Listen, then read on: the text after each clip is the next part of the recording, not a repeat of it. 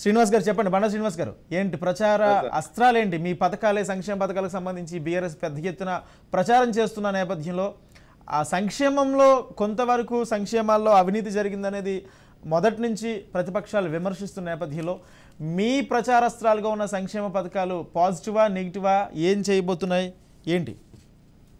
50 నుండి 60 సంవత్సరాలు కాంగ్రెస్ వారు పాలించారు. ఈ రాష్ట్రాన్నే కాకుండా దేశాన్ని కూడా పరిపాలించిన దాంట్లో కాంగ్రెస్ వల్ల ఎక్కువ. తర్వాత బీజేపీ వాళ్ళు పాలిస్తా ఉన్నారు, అన్ని చెప్తా ఉన్నారు, కానీ చేసింది మాత్రం ఏమీ లేదు. ఎందుకంటే మేము ఎంత పని చేసినా దాని మీద వాళ్ళకి చాతగాగా విమర్శలు చేసాడు తప్ప వేరే లేదు. ఎందుకంటారా, ఏ సామాన్యునికైనా కూడా ఇలా అందుబాటులోకి తీసుకొచ్చినటువంటి సంక్షేమ పథకాలే అన్ని.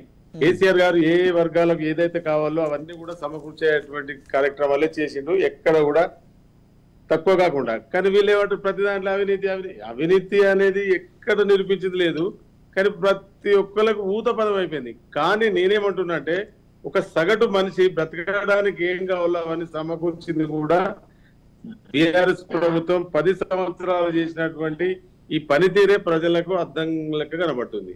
అయితే దీంట్లో కొంతమంది ఇంకా అంటే ఒకవేళ అభివృద్ధి చేసిండు, ఇంకా కూడా చేసేది కూడా ఉంది. 100% బంగారు తెలంగాణ అయిందని చెప్పడం లేదు, కానీ ఇంకా కూడా అందేడుతున్నది, ఇంకా కూడా చేసేది ఉన్నది. మూడోసారి ముఖ్యమంత్రి అయిన తర్వాత కూడా ఇంకా చాలా కార్యక్రమాలు చేసేది ఉన్నది. ముఖ్యంగా మేనిఫెస్టోలో కూడా చెప్పినటువంటి విధంగా చాలా కార్యక్రమాలు కూడా నిర్వహించేది ఉన్నది. కాబట్టి ఇవన్నీ కూడా చేసింది, చెప్పింది చేసినాము. మేనిఫెస్టో లేని పనులు కూడా చేసి పెట్టినటువంటి ప్రభుత్వం కేసీఆర్ గారి ప్రభుత్వం. కాబట్టి ఇంకా రానున్న రోజుల్లో కూడా ఈ తెలంగాణ రాష్ట్రాన్ని ఇంకా అభివృద్ధి పదంలో నడిపిస్తున్నది కేసీఆర్ గారే. శ్రీనివాస్ గారు, మేనిఫెస్టోలో లేని అంశాలు ఏ అభివృద్ధి ఏం చేశారు?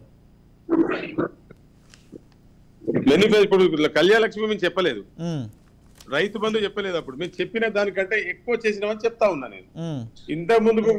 ఇంత ముందు కూడా నేను ఏమంటున్నా సార్, 100% పేదలకు ఏవైతే కావాలో ప్రస్తుతానికి నేనేమంటున్నా అంటే, గతంలో మనకు ఆడపిల్లకు పెళ్లి చేయాలంటే కూడా బంధువులు మేనమామలు కూడా ఎవరు పైసలు లేని సందర్భాలలో కూడా 1,16,000 రూపాయలు ఇచ్చి ఆదుకుంటున్నది కేసీఆర్ గారు. తర్వాత ఫస్ట్ కానుక తల్లిదండ్రులే చేయాలి కాబట్టి వాళ్ళకి ఎటువంటి అంత గతంలో బంగారం పట్టుకొని తిరిగినా కూడా 3-4 వేల రూపాయలు దొరికినటువంటి పరిస్థితుల ఈ రోజు హాస్పిటల్ తీసుకుపోయి నార్మల్ డెలివరీ చేయించి బాబు పుడితే 12,000, పాప పుడితే 13,000 ఇచ్చి కేసీఆర్ కిట్ ఇచ్చి ఇంటికాడ దిగబెడుతున్నటువంటి ప్రభుత్వం కేసీఆర్ గారి ప్రభుత్వం.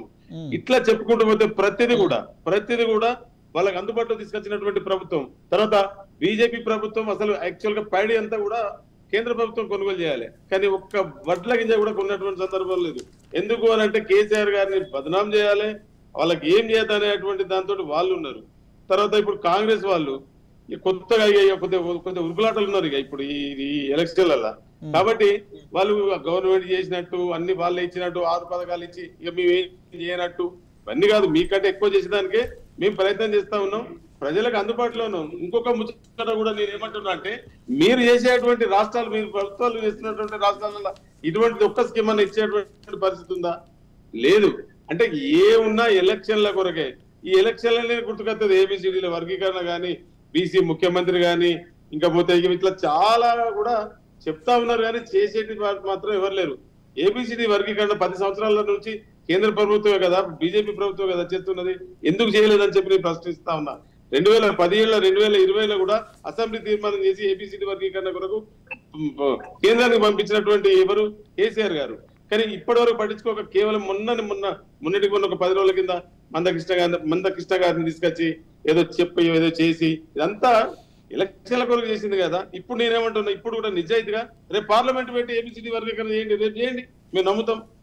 ఇవన్నీ బట్టి కాలయాపన చేసే మాటలు తప్ప ఏం లేదు. ఈ రోజు కూడా సగటు మానవునికి సరిపడ్డటువంటి సంక్షేమ పథకాలు తీసుకొచ్చింది కేసీఆర్ గారే. రేపు 3వ సారి ముఖ్యమంత్రి అయిన తర్వాత కూడా మనకి ఇంకా కావాల్సినటువంటి సదుపాయాలు కూడా చేసేది కేసీఆర్ గారు.